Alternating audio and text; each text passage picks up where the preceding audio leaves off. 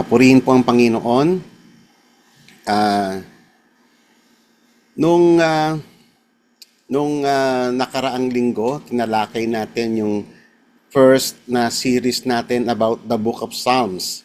So ang ibig ko pong sabihin sa mga pag-aaral nating gagawin sa mga sumusunod na mga linggo ay about the Book of Psalms. Ang Book of Psalms ay napakagandang aklat, no? At nakakalungkot sa panahon ngayon, bihira na itong binabasa ng mga Kristiyano. Ang nakakalungkot na practice ng maraming Christians ay yung nakontento na sila na dadalo na lang ng church, makikinig, wala na yung meditation ng salita ng Panginoon. Na supposedly, we meditate the words of God. We meditate it day and night. Yan po yung sa unang-unang chapters pa lamang ng Psalm, chapter 1, makikita nyo yung tagubilin na yon. We are commanded by God to meditate it day and night para maintindihan natin kung sino ang ating Diyos, ang ating kaugnayan sa Kanya, paano natin express nating pananampalataya, at maunawaan natin ang Kanyang kalooban. So, nung nakaraang linggo, ay 2 linggo na pinag-usapan natin yung isa sa mga integral part ng expression ng ating pananampalataya sa Panginoon ay yung pinag-aralan natin sa may Psalms 46. The Lord is my refuge. The Lord is my strength and a very present help in times of trouble. Napakagandang confession yan, mga kapatid. Isa mga nagbabasa ng Biblia, sa mga anak ng Panginoon, importante, mga kapatid, na ma-develop ang ating pananampalataya. Importante po yan because the righteous shall live by faith. Tatandaan niyo po yan. Diyan po tayo naliligtas at diyan din po tayo magiging complete. Yung word na yan na faith. And faith comes from hearing and hearing the word of God. Importante po yan, mga kapatid, na tayo ay ma-establish sa ating pananampalataya. Importante na mag-ugat tayo, no, sa ating pananampalataya. Kasi hindi pinangako ng Diyos na ang buhay Kristiyano ay puro victory, puro masaya, puro maalwa ng buhay, walang problema. Na siyang tinuturo noon nung bago kong Christians, yan ang mga common kong naririnig which is not true. So tayong lahat, alam natin ang buhay Kristiyano ay maraming tribulations. Mismo ang Panginoong Yesus ang nagsabi na, in this world you have many tribulations. No? Totoo yun, talagang marami. So lahat tayo ay may mga personal testimonies about that. So importante na ma-establish yung faith mo, makilala mo ang Diyos personally as your refuge. And siya'y nagbibigay ng lakas sa panahon ng mga kahinaan. At lalo na, mga kapatid, yung makita mo ang presensya ng Diyos sa kalagitnaan ng iyong mga ordeal. That is a very important na pinag-aralan natin for past 2 weeks. And now, ang ating topic for the night is The Lord is my portion. Kaya po yung atin pong kinanta kanina, by Shane and Shane. My portion. Ang ganda pong kanta nyon. Pwede niyo po yung ulit-ulitin. So, the Lord is my portion. Napakagandang confession, mga kapatid, ng pananampalataya na tinuturo ng Panginoon sa atin, at ito ay madalas nyong ma-encounter pagdating sa aklat ng Psalms. Okay? So, bago po tayo magpatuloy, ano po ba pag na-encounter niyo yung word na portion, ano ang pagkakaintindi ninyo? So, ibig sabihin ng portion, basically, it is part of a whole. Okay? Or ito yung tinatawag na distributed share or lot ng isang tao. Ito ay tinatawag sa Tagalog na bahagi o kaparte. No? It has something to do with ration or a part of something divided. Kunyari, merong isang tinapay, dinivide mo, binigay mo sa mga anak mo, and that is the portion ng iyong mga anak. So, ganoon lang po kasimple ang ibig sabihin ng portion. So, pag kinonect natin yung words na the Lord is my portion, ano po ang pumapasok sa inyong isipan? At ito ay Importanteng confession dapat ng mga mananampalataya. Nakikita niya ang Diyos. Ito ay ang pinaka-core ng ating pong topic for tonight ay yung tinatawag na divine providence. Sa buhay natin mga kapatid, itinakda na ng Diyos kung ano yung mga portion natin sa buhay. Hindi lamang sa buhay na ito, pati sa buhay na darating. At maraming mga Kristiyano ang ignorant about this portion. Kaya nga, ang nakakalungkot, kaya nga kitang-kita mo nagmamanifest sa kanilang buhay, nag-struggle sila sa mundong ito. They are struggling for fame, for material possessions, they are struggling for power, and so on and so forth. Why? Kasi hindi niya naiintindihan talaga yung confession na ito, the Lord is my portion. So ito po ay isang declaration ng pananampalataya. Dapat ng lahat ng Kristiyano kung talagang nakikilala natin ang Panginoon. Ang common lang natin na alam kasi yung salitang Jehovah Jireh, na the Lord will provide. Na ito madalas itong may turo sa may pulpit, kinakanta natin sa church. Ang meaning kasi ng Jehovah Jireh, hindi lamang yung the Lord will provide. At kitang-kita natin specifically kung ano yung kwento niyan Ang kwento niyan ay si Abraham na kung saan ay tinesya ng Panginoon na iala yung kanyang kaisa-isang anak na si Isaac. And then nung about na gagawin isa sa katuparan niya na i-offer niya na si Isaac, pinigilan siya ng Panginoon, and then nakakita siya ng ram na nakita niya, na unawaan niya na iyon yung provisions ng Panginoon in replacement sa kanyang anak na si Isaac. So yun po talaga ang ibig sabihin ng Jehovah Jireh. Bagamat iyon ay bahagi ng the Lord is my portion. Ang another meaning pa ng Jehovah Jireh is the Lord sees to it. Okay? So, basically, ibig sabihin ng the Lord is my portion, tayo, bilang mga anak ng Diyos, siya yung tatay natin Di ba? Ikumpara mo yung idea na tayo sa mundong ito, may mga tatay tayo, may mga anak tayo. Paano ka nagpo-provide sa iyong mga anak? Kung ikaw ay may 5 kang anak o may 2 kang anak, paano mo ina-apportion yung kanilang papamana mo sa kanila?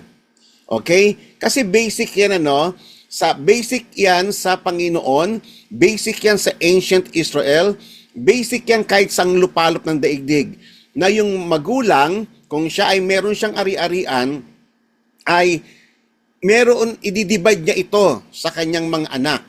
And usually, madalas nating marinig na yung panganay ay merong double portion. Madalas nating marinig yan kasi double yung kanyang responsibility. Kasi ang Diyos fair siya Ngayon, tayo ay tayong lahat, uulitin ko mga kapatid, bilang anak ng Diyos, basic, fundamental, yung concept na tayo ay mga tagapagmana ng Diyos. Basic yan. Lahat tayo ay merong allotment sa Diyos. Meron na siyang portion na welfare natin or inheritance kasi anak ka ng Diyos.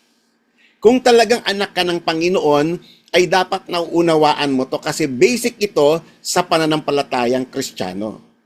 Ang Israelite ay kitang-kita nilang katotohanan iyan. Naranasan talaga nila yan. Siyang pag-uusapan natin mamaya. So ngayon, tayo mga kapatid, importante na maunawaan mo ito. Why? Para hindi ka na nag-i-struggle sa mundong ito. Nakipaggitan tayo sa mga unbeliever. Minsan, kung tayo ay nagnenegosyo, mas mahalaga pa yung parang tutulad ka sa yung mga evil na mga negosyante na nang dadaya, gumagamit sila ng force na timbangan, akala nila prosperity ng Diyos yun. Hindi po ganun yun, kapatid. Dapat upon exercising yung ating mga negosyo, ay nandoon yung righteousness, nandoon yung fear of God. Actually, may pinayuhan ako niya na isang nag-i-start pa lamang na businessman, pinayuhan ko na siya tungkol dyan. Kristiyano siya. So sinabi ko sa kanya, dapat hindi tayo sasabay sa mundo kung papaano sila corrupt, hindi tayo dapat mag-act bilang mga corrupt. Tayo ay ilaw ng sanlibutan. Dapat mabanaag sa atin ang Diyos kahit na tayo nakipag-transact sa mga ungodly na mundong ito. Tayo ay nakipagnegosyo dito in the midst of perverse generation, sabi ng Biblia. So tayo ngayon, pag alam mo kasi itong the Lord is my portion, magkakaroon ka ng kapanatagan ng iyong kaluluwa na hindi mo na kinakailangang mangdaya para dumami ang pera mo.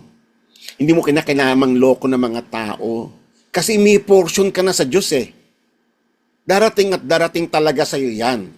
Okay, so basic yan sa atin mga kapatid. Kaya, dito pag naiintindihan mo ito, mawawalan pang yung pag-aalala sa buhay eh. Diba?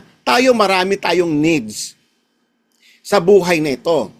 At, uunahan ko na po kayo mga kapatid, huwag niyong aakalain na yung portion na ito ay puro material things lang. Uunahan ko na po kayo. So, hindi po ganun yan. Mamaya, pag-uusapan po natin yan. So, tayo bilang mga anak ng Diyos, di ba? May portion tayo sa Diyos. Ang Diyos meron siyang, ang tenga niya supposedly naka-open sa atin. Kasi anak niya tayo eh. Kayo ba, sa inyong mga anak, pag may pangangailangan ng inyong anak, hindi ba kayo, bingi ba ang tenga ninyo sa pangangailangan ng inyong mga anak? Di ba? Isipin mo tayo, may mga anak tayo. Mahal natin yung ating mga anak. Ibibigay natin ng lahat para sa ating mga anak. Sa tingin nyo ba, kaya nyo bang lagpasan yung pag-ibig ng Diyos sa inyong mga anak? Kung ikaw sinasabi, mahal na mahal ko yung anak ko, mahal na mahal ko yung aking saling lahi. Sa tingin mo, si God hindi siya concerned sa yung saling lahi. Sa tingin mo, malalagpasan mo pa yung pag-ibig ng Diyos? Kung gaano siya ka-concern sa welfare natin? Sa well-being natin? Of course not. Of course, laging higit ang Diyos. Okay? Tayo nga, sa totoo lang, evil tayo, sabi ng Biblia eh. Evil tayo. Minsan nga, the way we provide para sa needs ng ating mga anak kasama yung alam mo yung distorted na pagmamahal. For example, many times na narinig natin na tinotolerate natin yung evil ng ating mga anak. We do not know really how to administer yung talagang portion na kailangan talaga nila. Kasi distorted yung being natin. Sinabi niya sa may Bible For example, sa may Matthew chapter 7, verse 11, if you then, sabi ng Panginoong Yesus, kung kayo nga mga masasama, alam ninyong magbigay ng good gifts sa inyong mga anak, how much more, sabi ng Panginoong Yesus, sa inyong amang nasa langit, na kayang-kaya niyang ibigay ang lahat ng mabubuting bagay sa mga anak niyang humingi sa Kanya. Amen. Kita nyo, no? Actually, ang sakit ng statement na yan kasi tinawag tayo ng Panginoon na evil. But that's true. Evil talaga tayo. Because of yung ating fallen state, distorted yung ating idea about love.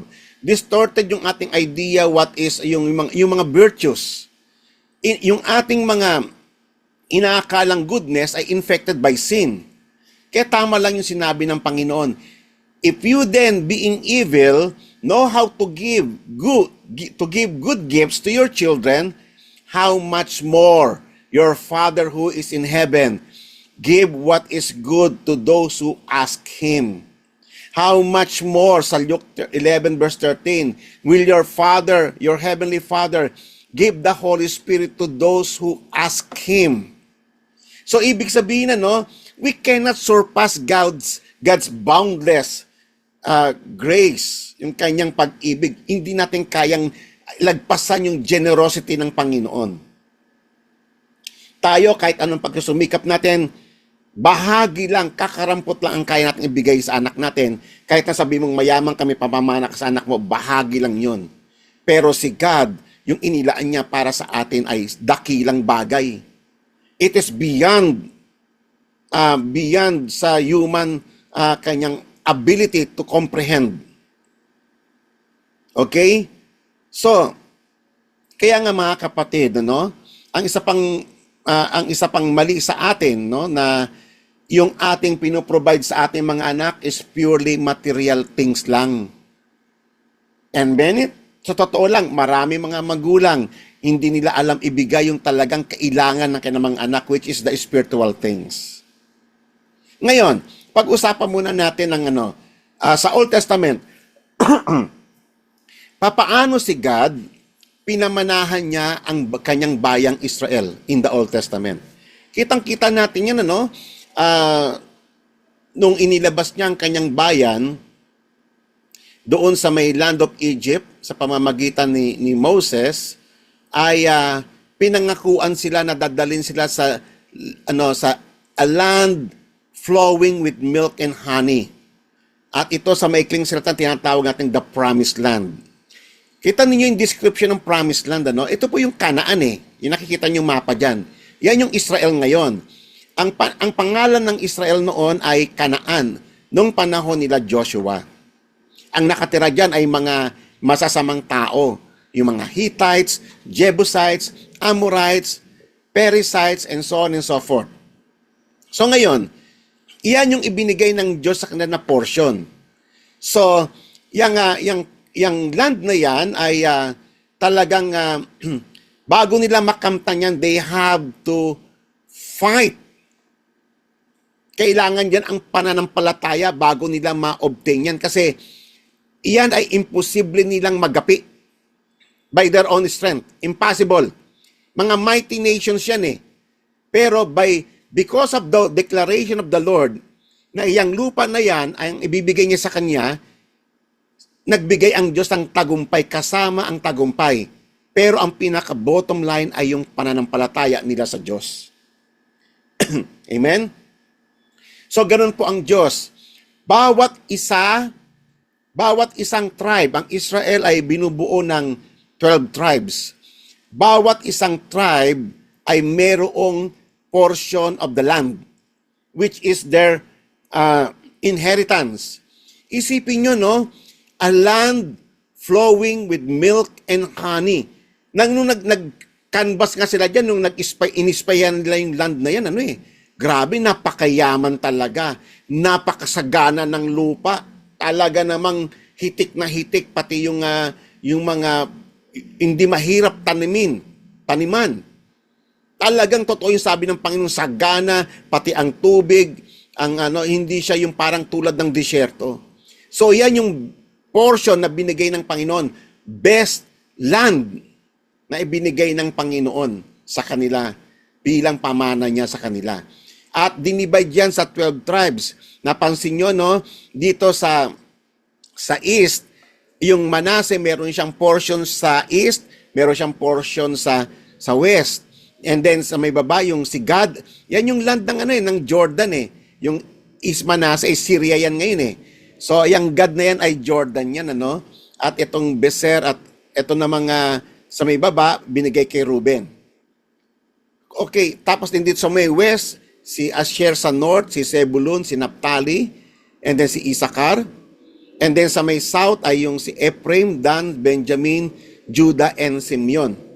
Okay, so may portion lahat sila. At bawat tribe, bawat pamilyang bumubuo sa bawat tribe ay may mga malalaking lupain na minana sa Panginoon. So yan ang tangible na regalo ng Diyos sa kanila. Tangible na gift ng Panginoon sa kanila. A land flowing with milk and honey. Iyan yung ipinangako niya kay Abraham na kanilang ninuno. Okay. So ngayon, kaya nga basic mga kapatid, pag anak ka ng Diyos, itabi mo na to sa isipan mo na ikaw ay may pamana ka sa Diyos. Ikaw ay tagapagmana. Para hindi ka nagse-self-pity, kapatid, sa iyong kahirapan. Kawawa naman ako, wala akong pambili ng gamot ko. Ay nako, Doon pa lang kitang-kita ko na yung unbelief eh. Yung mga ganyang statement ng mga Kristiyano, pag dumadaan ng krisis, yung mga nagmumukmuk, nagse-self-pity. Mga kapatid, hindi yan magandang senaryo sa isang anak ng Diyos. Matuto tayo mga kapatid na magbasa ng Biblia upang maintindihan mo kung sino ang Diyos mo at sino ka sa kanyang harapan. Okay. So, ngayon, ang Diyos ang nag-apportion sa kanila. Kung mapapansin nyo, hindi equally divided yung land, ano? Merong kumuha ng malaki, may maliit. Actually, ang pinakamaliit dyan, si Dan eh. Di ba? Ang liit nung kay Dan, oh. Yung kay Zebulun, maliliit lang yan. Pero may malalaking lupain. Judah, ang Ruben, ang Gad. Kasi si Gad ang nagbibigay ng regalo eh. Si Gad ang nag-apportion yan. At iyan ay depende sa kanilang pananampalataya. Kasi ang sabi ng Panginoon noon sa kanila, sabi niya kay Joshua, ang lahat ng matapakan ng inyong paa ay ibibigay ko sa inyo, sabi ng Panginoon. Meron bang injustice kay God? Bakit hindi pantay-pantay ang kanyang inheritance sa kanyang bayan? Hindi. Yun yung according to their faith. Kasi yung iba nung nakuha na nila yung portion ng land nila, ayaw na nila mag-expand. Kontento na sila doon. O, yun lang talaga, hanggang doon lang yung faith nila. Pero ang pangako ng Panginoon, kung talagang ang faith mo kay God ay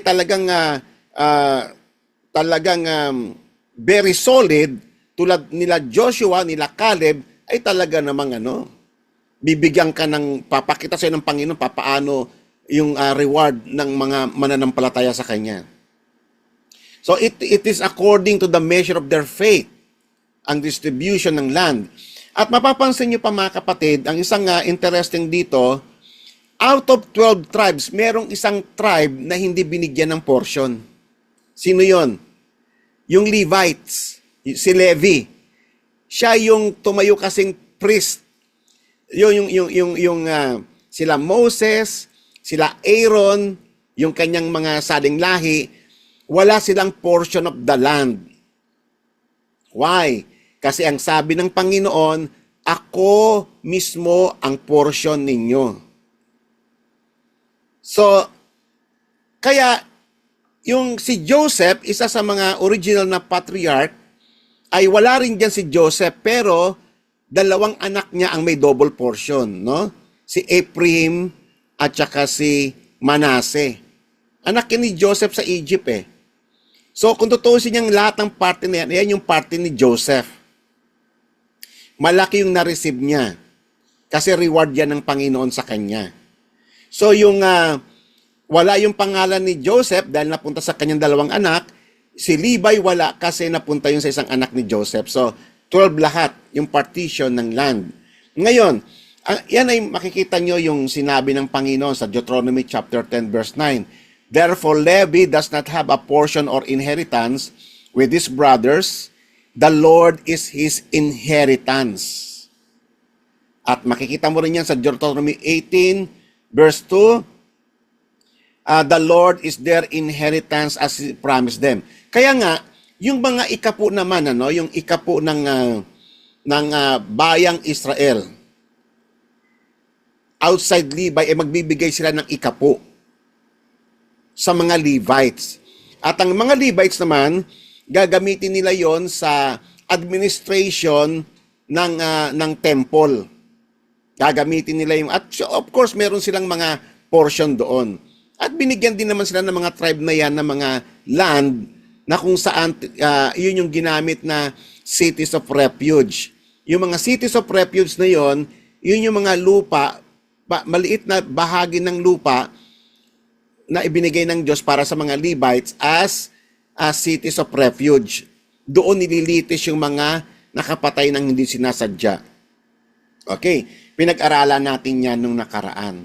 So, kita ninyo mga kapatid, at this junction, yung katotohanan na pag-anak ka ng Panginoon, meron kang inheritance. Sa Old Testament, ang tawag sa land of promise ay a land flowing with milk and honey. Wow! Kaya ang lupang iyan, saganang sagana. Basahin niyo yung Deuteronomy chapter 8, makikita niyo kung gaano kasagana yung lupang iyan. Okay. Ngayon, sabi nga ng Psalms 142 verse 5, I cried out to the Lord. I cried out to you, O Lord. I said, you are my refuge, my portion in the land of living. So nakita, alam niyo ba ang pagkakaintindi niyo sa may in the land of living? Dito, habang ikaw ay nabubuhay sa mundong ito, ang Panginoon ang portion mo. Parang yung mga Levites, wala silang portion ng land. Wala silang portion na hindi sila pinayaman ng Panginoon. Pero ang Diyos ang portion nila. Hindi nagkulang ang Diyos. Hindi sila agrabyado. Hindi sila lugi.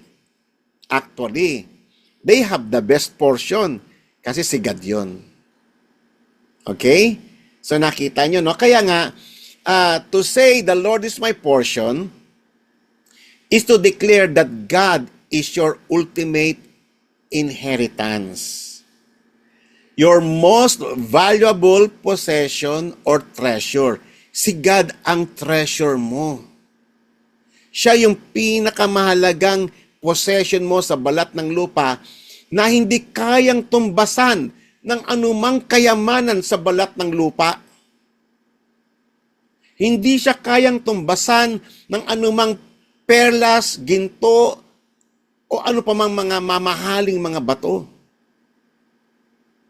At iyan ay hindi lamang sa buhay na ito, pati sa buhay na darating.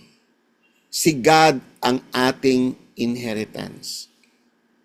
Ngayong New Testament, alam mo, wala na ngayon yung mga Levites, wala na ngayon yan eh. Pero yung concept ng pagiging priesthood ay makikita niyo sa may 1 Peter chapter 2. Ngayong New Testament na, under kay Christ, kasi si Christ ang high priest, tayo na connected sa Kanya, ay ginawa niyang royal priesthood.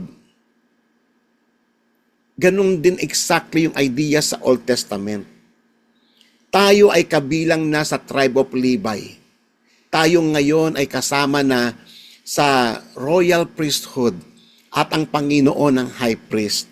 Kaya ang basic na calling natin mga kapatid, lahat tayo ay priest of God kasi we represent God sa mundong ito na makasalanan.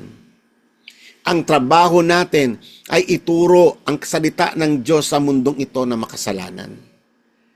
Basic yan sa atin. At tayo naman, ano ang portion mo bilang lingkod ng Panginoon? Ang Panginoon. Okay? So the Lord is my portion. It is a declaration of faith, a confession of confidence in God's providence. So yan po ay basic sa providence ng Panginoon. Meaning that God is our ultimate welfare, He is our ultimate satisfaction, our ultimate inheritance, and our ultimate security. Our inheritance through Christ is beyond material possessions. Kaya, wag niyong isipin mga kapatid na kasi yung common na narinig natin, no, dito kasi nag-prosper yung yung prosperity preacher sa panloloko sa mga tao na para bang ang inheritance mo ay puro material things lang. Huwag kayong padadaya mga kapatid. Ang Biblia ay punong-puno ng support na si God ang nag-a-apportion. Kung ano man yung ibibigay niya sa iyo, yun yung lot, that is perfect. Kung ano man ibibigay niya sa may buhay nito. Ako wala naman akong mansion, wala akong sariling bahay, wala yung sasakyan ko nga, bigay lang din sa akin yan. Wala akong akin, pero ang Panginoon ang portion ko sa buhay na ito. At yung portion na ibinigay ng Panginoon sa akin sa buhay na ito, ay hindi kayang tumbasan yung portion na marireceive ko after this life. Yung portion natin, mga kapatid, yung ating inheritance kay God, it surpasses the value of any earthly inheritance or possessions. Kaya nga, huwag kayong magsiself-pity. Hindi porke wala kang pera sa may bangko, Hindi porke ikaw ay ang portion na binigay ng Panginoon sa isa ka lang mahirap, magsa-self-pity ka na para bang iyon na yung dum ka na. Kasi sa mundong ito, puro kasinungalingan. Pag may pera ka, dapat kilala ka. Hindi ganun po yun, kapatid. Kasinungalingan ni Satan yun. Na ang basihan nila ng buhay, ang measurement nila ng buhay ay yung material possessions. No. Ang basihan ng ating buhay ay yung inheritance na binigay ng Diyos atin.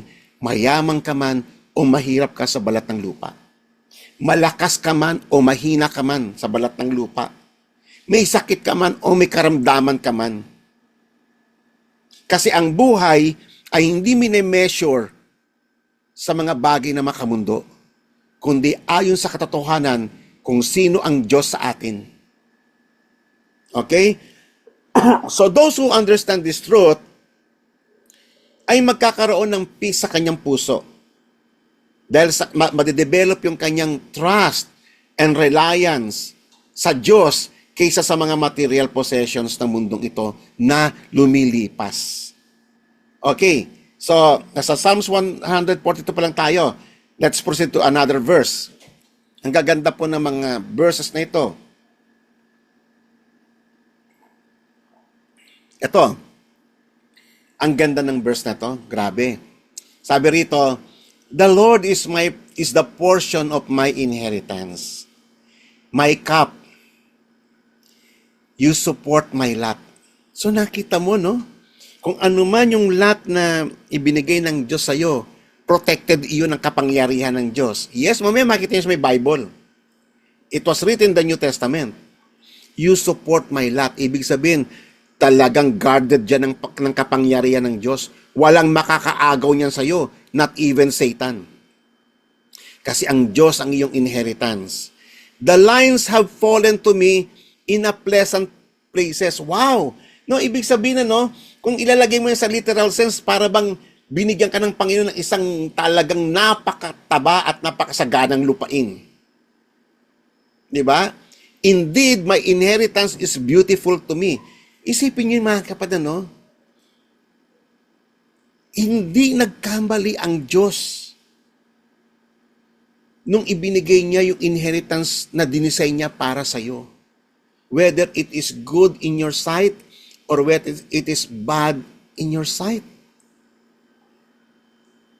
Lahat ng inheritance natin, lahat ng heritage natin from the Lord is beautiful. It is pleasant. It is pleasing in the sight of God. Kasi si God ang nag-apportion yan eh. Siya ang nag-design yan before the foundation of the world. So whatever God has apportioned to us in this life, according to His holy will, according to His perfect, beautiful, and meaningful will, lahat ng iyan ay perfect. Walang sayang. Kahit hindi ka pinayaman ng Panginoon. It is beautiful. Kung may contentment ka kay God, kung naiintindihan mo yung inheritance mo sa Kanya. Kasi ito yung isang malaking isang malaking failure natin sa faith. Nakakala natin ng buhay hanggang dito na lang. Wala kang idea kung ano yung buhay na naghihintay sa iyo Kung gaano kayaman yun. Kaya nga sinabi diyan, yung inheritance na nag-fall sa iyo ay nasa pleasant places. My heritage is beautiful to me. Kung makikita mo lang yan sa pamamagitan ng pananampalataya.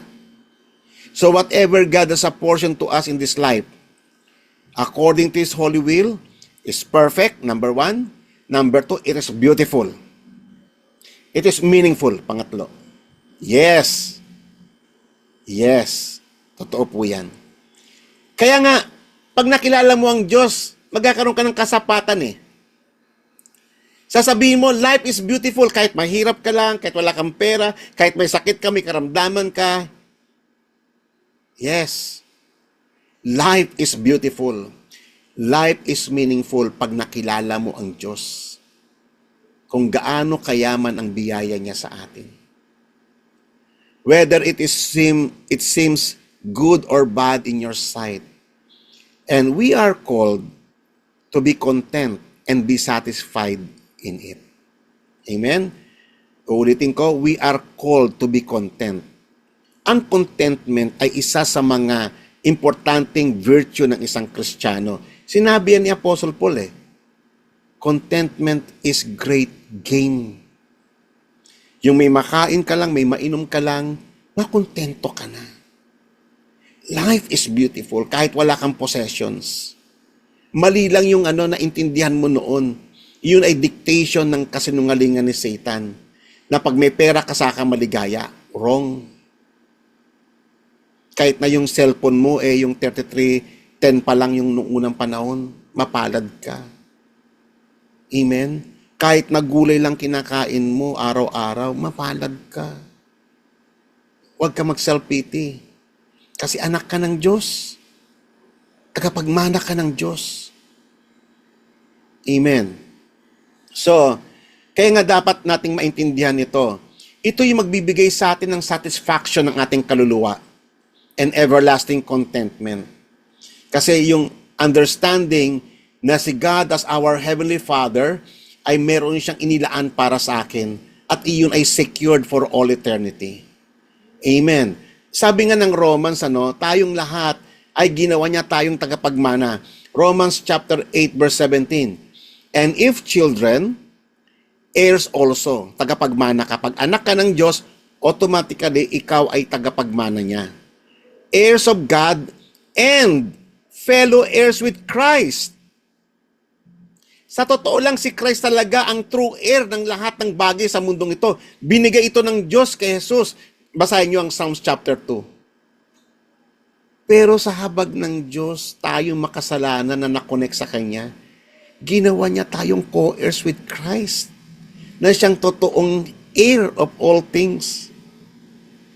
Kaya nga, ang generosity ng God, napakasagana, napakayaman, kung titingin tayo through the eyes of faith. Sabi nga rito, we are fellow heirs with Christ if indeed we suffer with Him, so that we may also be glorified with Him. Alam niyo mga kapatid, madalas kong banggitin sa aking preaching salitang glory. Ano ang idea natin sa heavenly glory?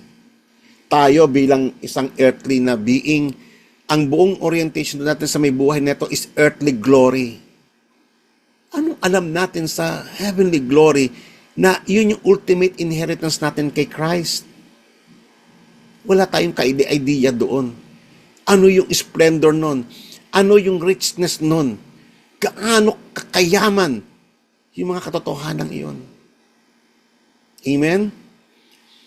Kaya nga, amen. So tayo mga kapatid, stop complaining about this life. Stop yung parabang stop na kayo ay mag-grumble in discontent. That is unbelief. Instead, you have to confess it. The Lord is my portion. The Lord is my inheritance. And the lines have fallen to me is in pleasant places. Indeed, my heritage is beautiful to me. Ang gandang confession yan. Tignan nyo, punta na tayo sa New Testament Gaano kayaman yung inheritance natin through Christ? Wala tayong ka-idea. Actually, ito mga passages na to, binabasa na natin to many times, pero hindi pa natin naiintindihan kung gaano talaga yung depth nito. The breadth, the width, kung gaano kalaki yung inheritance na to. Basic, from Old Testament hanggang New Testament, pinag-uusapan yung inheritance. Uulitin ko mga kapatid, ang inheritance na to is eternal. Sabi ni Apostle Peter sa kanyang patotoo, Blessed be the God and Father of our Lord Jesus Christ, who, according to His great mercy, unang-una anong ginawa niya? Para tayo ay maging tagapagmana, He caused us to be born again to a living hope through the resurrection of Jesus Christ from the dead. So yun ang unang-unang ginawa ni God. Binuhay niya muna tayo. Kasi nga patay nga tayo Di ba? Paano ka magiging anak ng Diyos kung patay ka? So, na-born again muna tayo. Na-regenerate muna tayo para maibilang tayo sa mga anak ng Diyos, para tayong maging tagapagmana. Ang purpose ng pagiging born again natin in a deepest sense, no, is to obtain an inheritance which is imperishable. Sa mundong ito, ang pera nagpe-perish.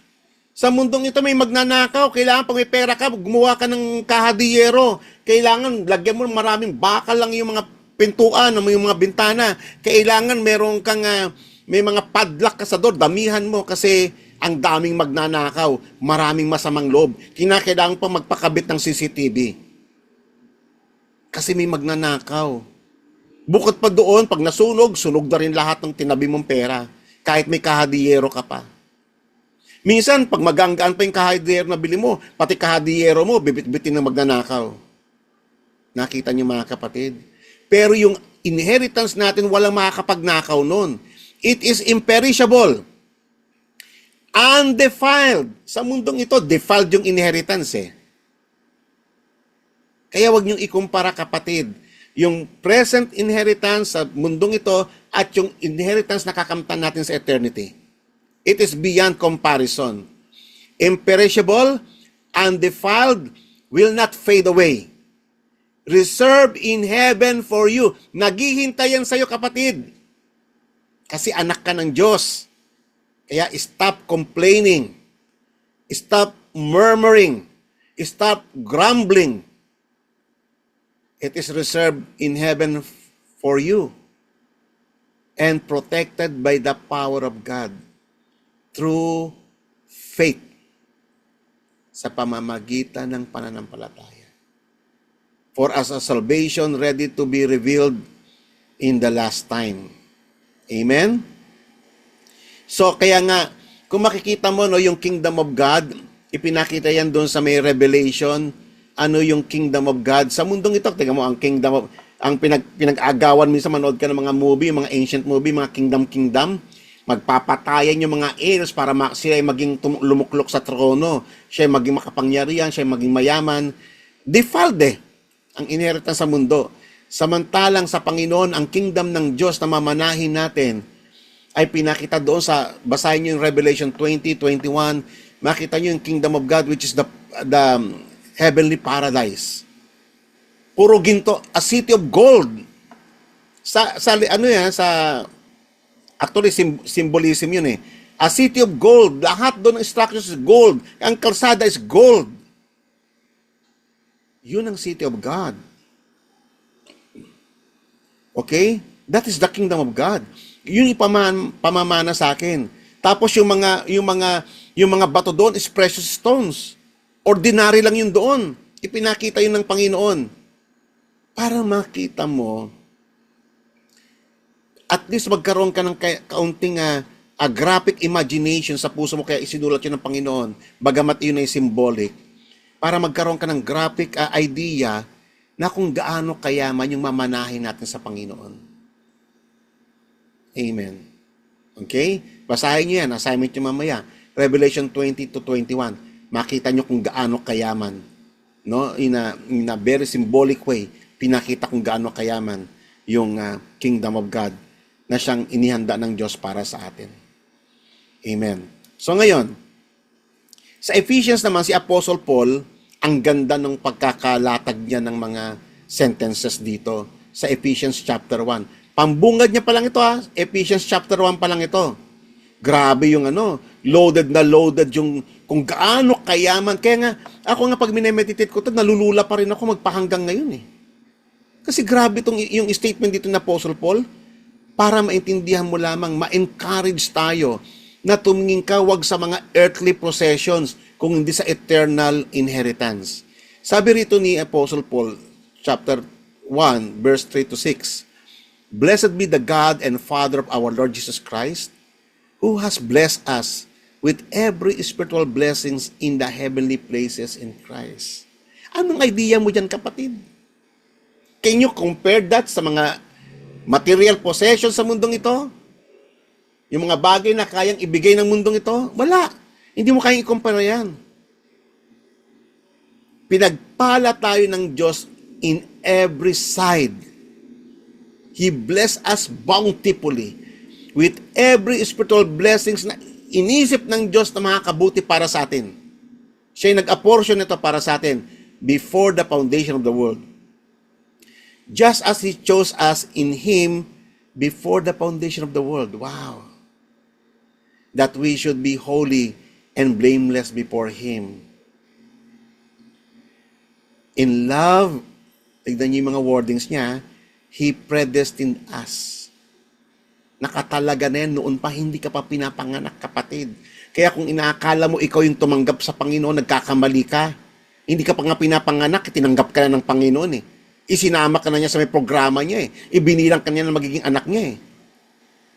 Nakita mo yan, no? He predestined us to the adoption as sons. Kaya nga sabi nga sa may 1 John chapter 3, Behold, what manner of love that God has called us children of God. Grabe yung expression na yun. What manner of love. Sino tayo para gawin tayong anak ng Diyos? Gawin niya tayong tagapagmana ng lahat ng bagay. Through Jesus Christ to Himself, according to the kind intention of His will, to the praise of the glory of His grace, which He freely bestowed on us in the beloved. Freely. It is a gift. Hindi mo yan pinagpagalan. Hindi ikaw nag-effort yan para mag-gain mo yung inheritance na yan. It was freely given. Kung paanong libreng ibinigay sa iyo si Jesus, kung paanong libreng ibinigay sa iyo yung salvation, ang faith, ang repentance, ang Holy Spirit, kung paanong libreng ibinigay yan, libre ding ibinigay sa iyo yung karapatan na maging anak niya. Libre mong tinanggap yung karapatan na ikaw ay maging tagapagmana ng Diyos. Libre yan. Ganyan kabuti ang Panginoon, ganyang kayaman ang kanyang biyaya sa atin. And then tayo, kaunting hirap lang ng buhay, nag-resort tayo sa self-pity, grumbling, complaining.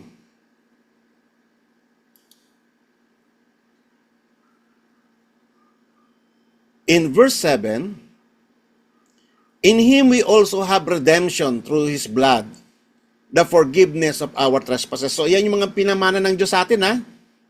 Yan yung mga binigay, yan yung mga nakamit natin kay Christ.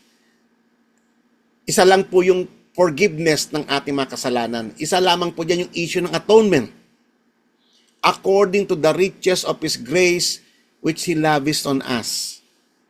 In all wisdom and insight, He made us known the mystery of His will. Binigyan niya pati ng understanding, pinaunawa niya itong mga bagay na ito.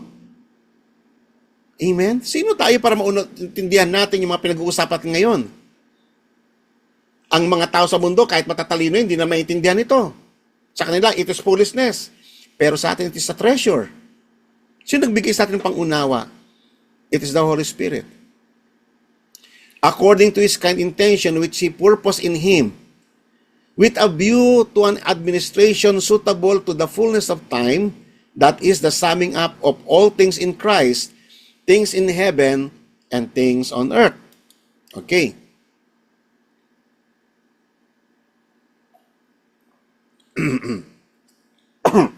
In Him,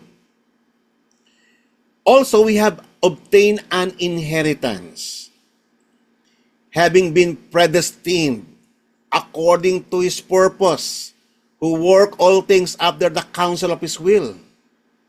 Grabe, no? Yung mga wordings ni Apostle Paul. To the end that we are the one who first to hope in Christ would be to the praise of His glory. In Him, you also, after listening to the message of the truth, the gospel of your salvation, having also believed, you were sealed in Him with the Holy Spirit. Ang function ng Holy Spirit ay hindi lamang ikaw ay mag-speaking tongues sa mag-speaking tongues. That is a distorted view. Ang daming important na bagay na maintindihan natin kung bakit ibinigay ang Holy Spirit sa atin. Isa na dyan yung sanctification. Ang pinakamahalaga ito, who is given to us as a pledge of our inheritance. Kapag sumasa yung Holy Spirit, patunay na yan na ikaw ay tagapagmana ng Diyos. Yan na yung pledge. Yan na yung token na ibinigay ng Diyos sa iyo. Na may pangahawakan ka na ikaw ay tagapagmana ng Diyos. With a view to the redemption of God's own possession to the praise of His glory. Kaya nga ang sabi ni Paul as a conclusion, I pray that your eyes of your heart may be opened. Sana makita nyo ito mga kapatid, ang katotohanan ito. Nang sa ganon, hindi tayo manlumo. Amen? Kayo ay mga tagapagmana ng Diyos. Kung talagang nananalig kayo kay Jesus, kung talagang sumasa inyo ang Espiritu Santo, kayo ay legitimate heirs of God.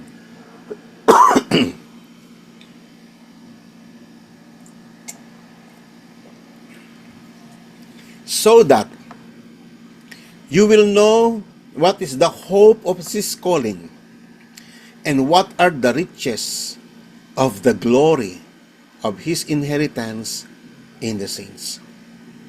Nakita nyo doon sa inheritance, nakakabit yung salitang glory. Kami, matagal na kaming preacher. Hanggang ngayon, hindi pa namin yan lubusang, yung fully grasp, yung katotohanan iyan. Bahagi lang, a glimpse, ang aming naintindihan sa glory na yan, which is our ultimate inheritance. Kaya nga sabi nga ng Psalm 73, whom have I in heaven but you? Ikaw na yung the best inheritance eh. Sabi ng writer ng Psalms. Ano pa i-compare sa ipinamana mo sa amin? Sa mundong ito, kingdoms, wealth, fame, power, wala eh. Whom have I in heaven but you? And besides you, ito dapat ang magandang confession ng mga Kristiyano. I desire nothing on earth. Si God, alam nyo ba, isa sa amazing thing, kung magbabasa kayo ng Bible, ang sabi sa may Bible, si God ang ating treasure. Pero sinabi rin ni God sa atin, we are His treasure. Wonderful. Amen? Si God ang portion natin, our inheritance, our infinite treasure. Pero si God, ni-claim niya rin yan, that tayo mga manampalataya, kanyang mga tinubos, ay kanyang kayamanan. Wow! Malalim po ang mga ibig sabihin ng mga salitang yan. Tayo yung treasured possession ng Diyos. Nakalagay yan sa may 1 Peter chapter 2. Kaya nga, maging practice natin yung mga kapatid, maging confident, confession.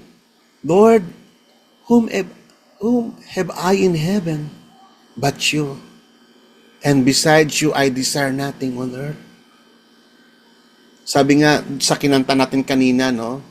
My flesh and my heart will fail. Sa mundong ito, nagkakasala tayo. Minsan, ang puso natin nadideceive. Yung flesh natin nagkakasala. Nakagawa tayo ng mga bagay na hindi natin dapat gawin. Kaya bang baguhin nun yung pag-ibig ng Diyos sa atin? Kaya bang baguhin ng mga pangyayaring iyon sa buhay natin kung tayo ay magsisisi? Kaya bang baguhin yung katotohanan na ang inheritance ba ng Panginoon sa atin nawawala-wala? Paano na yung sinasabi sa may 1 Peter na it is secured, protected by the power of God, reserved in heaven for you? Amen? Kaya nga mga kapatid, my flesh and my heart may fail. Yes, magfe-fail tayo. Even our minds will fail. But God is our strength. the strength of our heart, and my portion forever. Importanteng confession ito ng every Christian. Kung naiintindihan mo that God is your portion. Amen? So, whatever lack, ano man yung inaportion ng Diyos sa atin, whatever lack, God has a portion to us in this life. According to His holy will is, unang-una, it is perfect. Pangalawa, it is beautiful. Pangatlo, it is meaningful. Tandaan niyo po yan. Hindi nagkakamali ang Diyos. Whether it seems good or bad sa iyong pananaw. And we are called to be content and be satisfied in it. Sapagkat ang Diyos ang ultimate at wala nang papantay sa inihanda ng Diyos sa atin, sa inheritance niya sa atin. Tandaan nyo ang verse na ito, yung kanina yung binanggit natin sa may Psalm 16 verse 5 to 6 na the Lord is my portion of my inheritance, my cup, you support my lot. The lines that have fallen to me is in pleasant places. Indeed, my heritage is beautiful to me. Tatandaan niyo po yan. Whatever lot na inilaan ng Diyos sa iyo, it is beautiful. E paano si John the Baptist? Wala siyang kotse, wala siyang property, wala siyang sariling bahay, wala siyang pamilya, wala siyang kundi ang buhay niya nandoon siya sa may desert, nakatira, pagkain niya is honey, mga pulot, yung mga locust, nandoon siya sa araw, wala siyang bed na malambot, wala siyang unan na malambot, at wala siyang kumot na malambot. Nagkamali ba si God na siya ang portion niya, siya ang inheritance niya? Lalo na nung pinugutan siya ng ulo. O ano masasabi niyo doon? Yan ba ay tumutugma sa sinasabi ng Panginoon, my heritage is beautiful to me? Yes. Kasi tayo ay deceived tayo. Ang akala natin, yung mga nangyayari lang sa mundong ito, ang nagdidictate ng what is good. Wrong. Lahat ang inaporsyon ng Diyos sa atin, whatever lot ang ibinigay ng Diyos sa atin, is beautiful. Amen? Si John the Baptist, pinutulan, it is beautiful in the sight of God. It is meaningful. It is perfect. That was part of the plan. At si John the Baptist, ang laki ng reward niya. Amen? Si James, pinutulan din ng ulo sa may makita sa may Book of Acts ni King Herod. Si Peter, na-crucify ng pabaliktad. Ito yung mga apostles ng Panginoon. Tignan ninyo, no? Wala silang hindi sila katulad nila crypto dollar, nila Kenneth Copeland, na ang yayaman, may mga jet plane, may mga mansion. Ito, walang-wala itong mga ito. They were brutally murdered. Okay? Si Andrew, na i-crucify ng pa-letter X. Si Philip, na stoned and crucified in Asia Minor. Si Bartholomew, si Thomas, impaled sa spear. Si Matthew, pinatay by sword. Si James, beaten to death. Grabe yung mga kamatay nila, no? Si Jude Thaddeus, pinana. Si Simon the Zealot, crucified. John, sa island of Patmos, persecuted, doon siya hanggang sa namatay na siya. Si Mark, hinila ng horses hanggang sa mamatay. Si Luke, na sumulat ng Book of Luke, binigti sa Greece. Yan yung inheritance nila. Yan yung portion na inilat ng Panginoon sa kanila. What can you say about that? Paano papaliwanag yan ng mga prosperity preacher na dapat pag Kristiyano ka dapat, dito nakakalungkot Kasi one time, may seminar na dinaluhan yung mga pastors dito, doon sa Tugigaraw, yung preacher, prosperity preacher. Pero mo sabi ng preacher dapat pag pastor ka, ang sasakyan mo hindi yung 3 ang gulong. Dapat 4 ang gulong. Ganun ba? Kita nyo, ang daming bula ang propeta. At pinapaniwalaan naman. Amen? Ito, tignan nyo itong sinabi pa sa may Hebreo. Yung iba, tinortured. Kahit na pinapalaya sila, they do not inaccept yung release so that they may obtain a better resurrection. Nakatingin sila doon sa eternity. And others experience mockings and paghagupit. Also in chain imprisonment. Pinagbabato sila, nilagari ng pahati. They were tempted, they were put to death with the sword. They were sila ang damit nila, wala silang mga magagandang damit. Goat skin, sheep skin, sila ay naghihirap, sila ay afflicted, ill-treated. Ang mundong ito, hindi ito karapat-dapat sa kanila. O yan, mga Kristiyano yan. What can you say about that? Yan yung portion na inilaan ng Panginoon sa kanila. Nangangahulugan ba na mali ang salita ng Panginoon? O mahihina lang ang pananampalataya? No! Mga man of faith ito, sinulat ito sa Hebrews chapter 11. Sa Hall of Fame ng mga men of faith. Sila ay pag-alagala sa desert, wala silang matirahan, tumira sila sa mga kuweba, sa mga ilalim ng hukay sa ilalim. Sabi ng Biblia, and all things having gained approval to their faith. Kahit na gano'n nangyari sa kanila, na-approve ng Diyos. Karapat dapat kayo sa eternal inheritance. Wow. Approved by God. Hindi si Pastor Jess ang nag-approve. Si God ang nag-approve sa kanila. They did not receive what was promised. Because God has provided something better for them or for us. Kasi si God ang ultimate inheritance. Wala nang papantay kay Jesus as our portion, as our inheritance, as our yung ating ultimate reward. Wala nang papantay doon, kapatid. Wala nang papantay doon. Si Christ, nakita nyo naman sa Ephesians chapter 1, napagkahaba-haba ng sulat ni Apostol Pablo. Si Christ ang ating ultimate inheritance. So, sabi nga ng Galatians chapter 2 verse 20, si Christ ang buhay natin. Alam nyo ba mga kapatid, buhat ng tayo ay nagpabaptize sa pangalan ni Jesus. Dapat naunawaan nyo ito.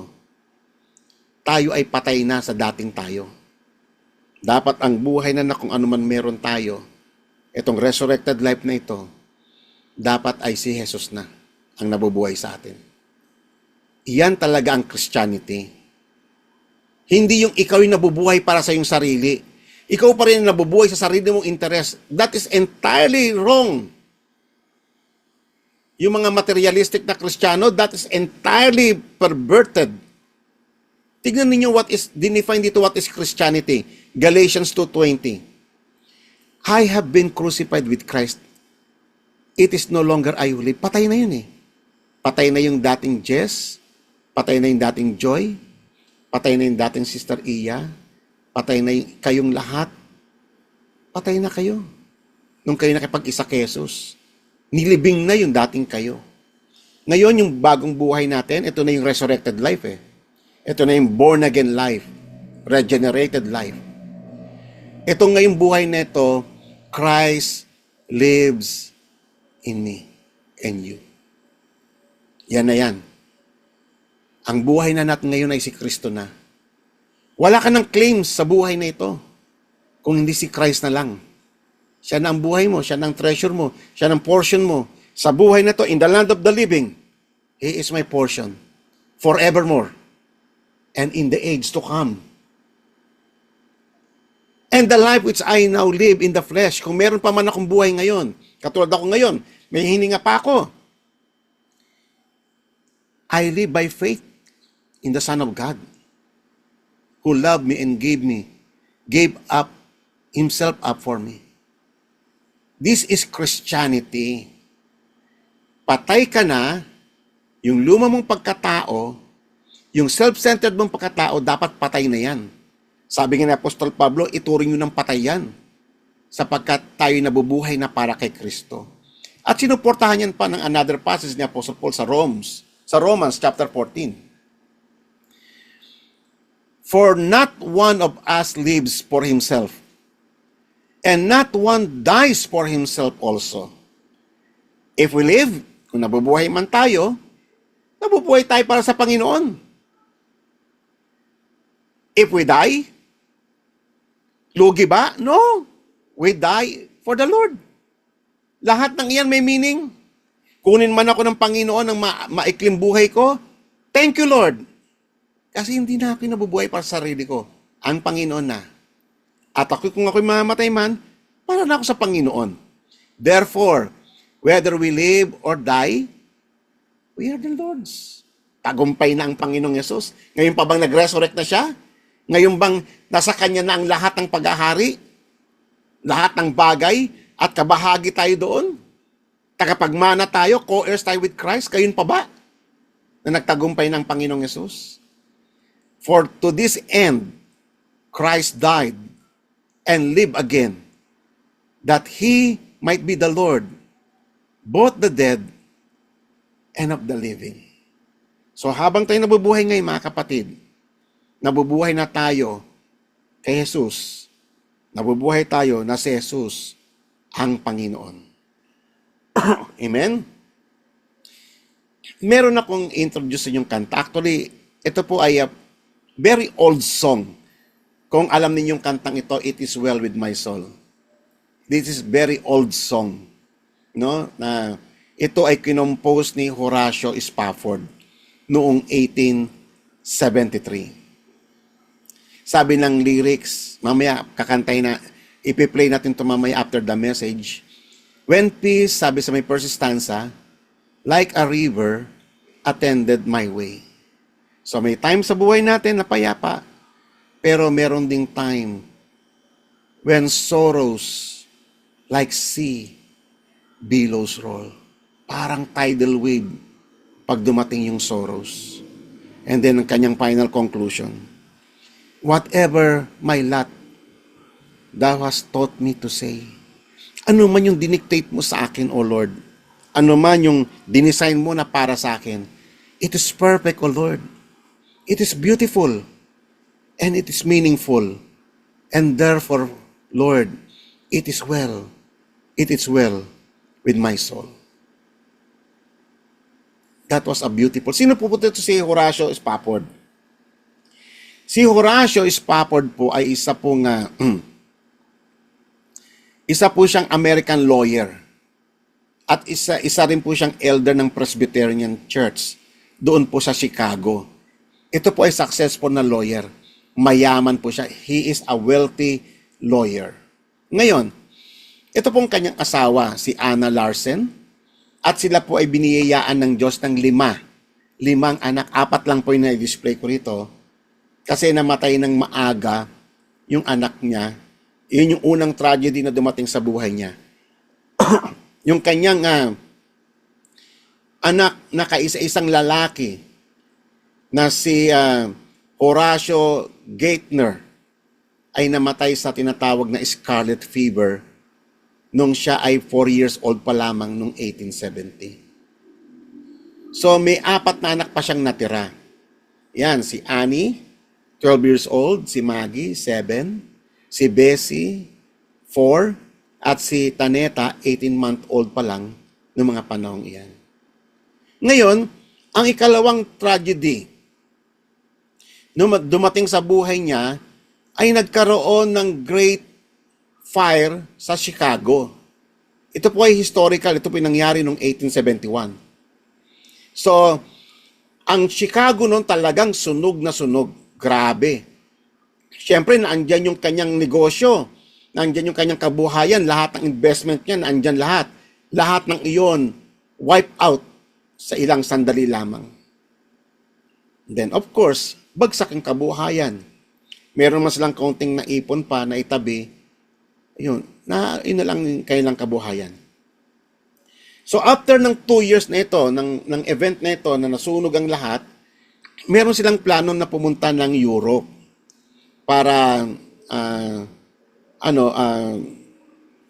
yung aliwin naman yung kanyang pamilya. Kasi nga yung sa mga tragedy na dumating sa kanila. Kaya lang, nung nakaset na yung travel nila, pupunta sila ng Europe para dadalo sila doon sa isa sa mga evangelism ni Dwight L. Moody. Ito evangelista ng mga kilalang evangelista ng panahong iyon. Dadalo sila doon kasi kaibigan niya si Dwight Moody. So ngayon, sabi niya, sige mauna na kayo kasi meron kaming business matters. Kailangan kong dumalo muna. Mauna na kayo at susunod ako. So ngayon, ganun nga. So pinauna niya yung kanyang pamilya at siya naiwan muna sa Chicago. And then, nung November 22, 1873, habang binabaybay ng barko yung Atlantic Ocean, medyo hindi maganda ang panahon noon.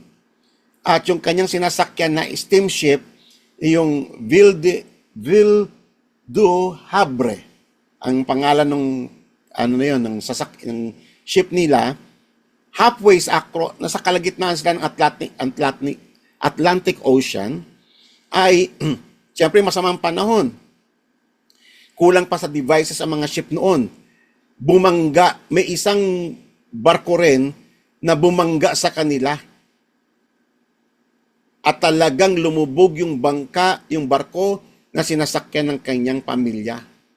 Ang namatay na pasahero ng barkong iyon ay 226. Kabilang yung kanyang 4 na anak na si Annie, si Maggie, si Bessie, at yung kanyang 18-month-old na si Taneta. Na wipe out lahat. The only survivor sa barkong iyan ay ang kanyang asawa na si Anna. At nung nakarating na sa Wales yung kanyang asawa, nag-telegram agad siya kay Horacio. Sabi niya, 2 words lang yung kanyang telegram, saved alone. Sa tingin niyo, ano ang dating ng mensaheng iyon kay Horacio? Namatay yung anak niya, yung kanyang kaisa-isang anak, nasunog lahat ng kanyang ari-arian. Devastated yung kanilang negosyo, and then kinuha pa ng Panginoon ang 4 niyang anak. Yung asawa niya lang ang natira. Sa inyo kung mangyari po yun mga kapatid, paano nyo haharapin yung mga tragedy na ito? Bilang isang mananampalataya, paano ka dapat mag-behave? Paano mo i-express ang iyong pananampalataya sa Diyos sa gitna ng unos na ito? So, sa kalagitnaan ng pagdadalamhati ni Horacio, isinulat niya yung kantang ito, It is well with my soul. Sabi niya doon, when peace like a river attended my way, when sorrows like sea billows roll, whatever my lot, thou hast taught me to say, it is well with my soul. At yung kantang ito ay naging popular. Halos sa buong Christendom, very popular ang kantang ito. Namaya ipi-play po natin. So, kung si Horacio, wala siyang deep faith kay God, kung hindi niya naiintindihan yung portion ng Panginoon, hindi niya masusulat ito. Lalo na yung portion na yun na, whatever lot thou hast taught me to say, it is well with my soul. Parang yung sinabi ni Job na, ikaw ang kumuha, ikaw ang nagbigay. Ikaw rin ang kukuha. Hubad akong ipinanganak sa mundong ito, hubad din akong babalik sa iyo. Yan ay mga confession ng pananampalataya. Tatandaan niyo mga kapatid, ang Diyos natin, ang Ama natin sa langit, ay meron siyang portion of inheritance na inilaan sa atin. Pero hindi tayo ang magdidictate kung ano yon. Si God. Meron na siyang portion na inialat sa atin. Sa buhay na ito at sa buhay na darating. Hindi naman lahat magsasuffer. May mga nakita natin gumanda ang buhay nila. Meron silang kayamanan. May ari-arian sila. Pero hindi lahat ganon. Marami sa mga Kristiyano, salat sa buhay. Ang iba persecuted, iba walang makain, destitute, walang madamit. Itong tatandaan po natin, whatever lot na dinisenyo ng Diyos sa atin, it is meaningful. It is beautiful. It is perfect. Amen? Kaya nga sinabi nga sa may 2 Corinthians chapter 12, verse 9, "And He has said to me, My grace is sufficient for you, for my power is perfected in your weaknesses. Most gladly, therefore, I will rather boast about my weaknesses, so that the power of Christ may dwell in me." Amen? Para lalong makita ang kabutihan ng Panginoon, lalo mong ibandila si God na siya ang iyong treasure sa kalagitnaan ng iyong calamity. Therefore, I am well content with weaknesses, with insults, with distresses, and persecutions, with difficulties, for Christ's sake. For when I am weak, I am strong. Amen. Ganyan din yung sinabi ni Jeremiah sa kanyang aklat doon sa may Lamentation. Kung alam ninyo yung aklat ng Lamentation, ang Israel ay devastated. Talagang pinarusahan ng Diyos ang kanyang bayan. Devastated. Sinira, pinasunog ng Panginoon sa kaaway dahil sa nagrebelde ang kanyang bayan. And yet, sa kalagitnaan nun, grabing description ng pamamalo ng Diyos sa kanila. At ito yung kanyang conclusion ni Jeremiah. This I recall to my mind. Therefore, I have hope. The Lord's loving kindness indeed never ceases, for His compassions never fail. They are new every morning. Great is your faithfulness. Kahit na ang Diyos, inahambados tayo dahil tayo nagrebelde sa Kanya. Ang Panginoon, ang Kanyang mercy, He will never fail. Gaya ng sinabi kayo na sa may Psalms, My heart and my flesh may fail, pero ang compassion ng Panginoon, it will never fail. They are new every morning. It never ceases yung Kanyang loving kindness. Kaya nga sabi ni Jeremiah, Great is your faithfulness. Habag lang ng Diyos, katapatan lang ng Diyos, bakit tayo nanatili? Tatandaan nyo, kahit na tayo Kristiyano, sinful pa rin tayo. Nagkakasala pa rin tayo. Nag-fail pa rin tayo. Ang nag-hold na lang sa atin ay ang faithfulness ng Panginoon. Kaya nga, ang gandang confession natin mga kapatid, My heart and my flesh may fail, yet the Lord is my portion, says my soul. Therefore, I have hope in Him. The Lord is good to those who wait for Him, to the person who seeks Him. It is good that he waits silently for the salvation of the Lord. It is good for a man that he should bear the yoke of his youth. Amen po ba? Ang gandang i-confession yan, kapatid. Ano man ang iyong kalalagayan ngayon, i-confess mo yan. The Lord is my portion. And whatever lot na i-design ng Diyos sa atin, it is perfect, it is meaningful, and it is beautiful. Amen? Alam niyo mga kapatid, recently, nung last Wednesday, early last week, nagpa-check up kami ni Mrs. sa doktor namin, sa aming cardio. And then, kasi meron siyang nararamdaman na pain sa kanyang chest. So nagtaka ang doktor, bakit ka pa nagkakaroon ng ganyang chest pain? Ang mga gamot mo halos sagad na. Baka iba ang pinagmumulan yan, sabi ng doktor. Sabi ng ganito, coronary artery calcium score ka test. Doon yun sa may Tugigaraw sa St. Paul. Sila lang ang merong ganon. So, isi-CT scan yung puso mo. Titignan doon kung meron bang mga calcium deposit sa puso. So, sabi ko kay Doc, Doc, ako rin. Gusto ko rin yan. Kahit wala akong nararamdaman kasi ang ECG ko ay maganda, ang aking cholesterol count is maganda. So, sige, kasi nasa 60 ka na rin, pastor, maganda magpaano ka na rin. So, pero si Mrs. talaga yung talagang siya yung magpapa-scan lang talaga. So, pumunta kami last Wednesday doon sa Tuguegarao at dalawa kami nagpa-scan sa puso. And then yung result ay binalikan namin nung last Saturday.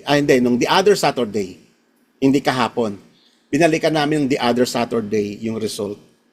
And then, alam niyo ba kung ano yung lumabas sa result? Si Mrs. Zero. Zero ang lahat ng ano niya. Ako ang merong calcium deposit sa puso ko. Dalawang artery ko sa puso ay merong bara. Wala akong nararamdaman, pero may bara. Pero, napapansin ko, minsan may mga gabi na bumabangon ako, parang ang sikip ng ng puso ko, parang meron akong uneasiness.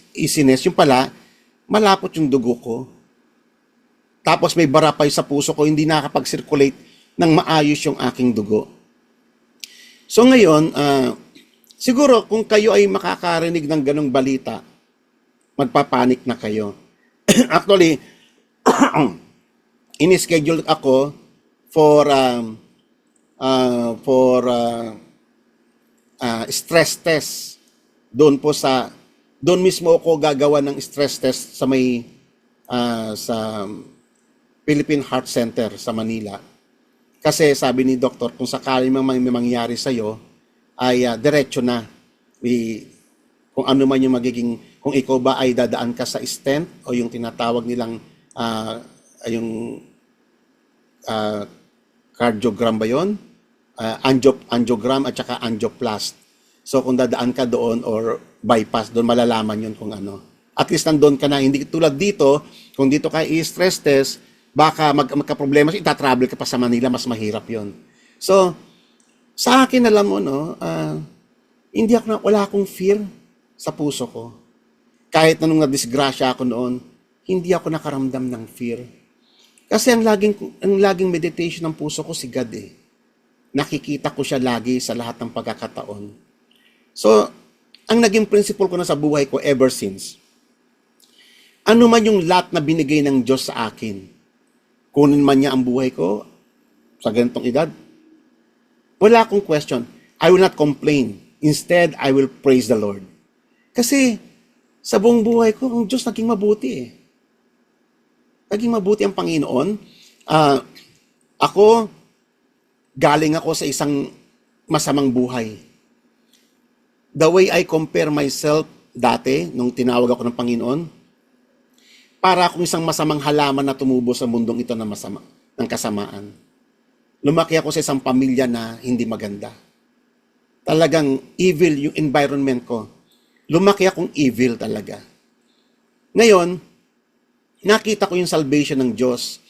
Nakita ko kung paano niya ako hinango, paano niya ako binago, paano niya binago yung isip ko, yung direksyon ng buhay ko, kung paano niya ako ginawang responsableng tatay, kung paano niya ako binigyan ng tagumpay. Nakita ko yung kabutihan ng Diyos. Binigyan niya ako ng asawa na kasama ko, katuwang ko sa lahat ng bagay. Binigyan niya ako ng mga anak na talagang sumunod din sa may faith. Ang Panginoon, binigyan niya ako ng tagumpay kaliwat kanan sa buhay na ito. He crowned me with honor and dignity. Ang daming ginawa ng Panginoon. Pinakinggan niya ang marami kong mga panalangin. Bagamat may mga hindi, may mga tinugon niya, nakita ko ang kamay ng Diyos sa buhay ko. Buong buhay ko, nakita ko siya. Hindi niya ako pinabayaan kahit kailan. Mula pa noon, magpahanggang ngayon. Ano pang hahanapin ko sa buhay? Sa akin, kunin man ako ng Panginoon, thank you. Thank you sa lahat ng bagay na binigay niya sa akin. Thank you sa pamilya na binigay niya sa akin. Thank you sa ministry na pinagkaloob niya sa akin. Thank you sa lahat ng taong nakilala ko na naging kasama ko sa ministry. Thank you sa lahat ng taong na-meet ko, kahit kayo sa Zoom. Thank you. Yun lang masasabi ko sa Panginoon. My soul is satisfied. I am complete sa Panginoon. Nakita ko siya, ang kamay niya, yung tagumpay niya. Lalo na ngayon naunawaan ko kung sino siya at kung gaano kayaman yung inheritance na meron ako sa Kanya. At kung meron mang buhay pa na ibibigay ang Diyos sa akin, well, para yon sa ikakabuti ninyo. Pero sa akin, to die is gain. Amen? Tulad ng sinabi ni Apostle Paul. Kaya nga tayo mga kapatid, maging thankful tayo. Whatever lot na ibinigay ng Diyos, lahat naman kayo naging maayos ang inyong mga buhay. Ang Diyos naging mabuti sa inyong lahat, sa ating lahat. Kailanman ang Diyos hindi nagkulang. Iyan ang confession namin mag-asawa. Nakita namin yan, napatunayan namin yan eh. Ang Diyos, kailanman hindi nagkulang sa amin. Sapat-sapat ang biyaya niya sa amin.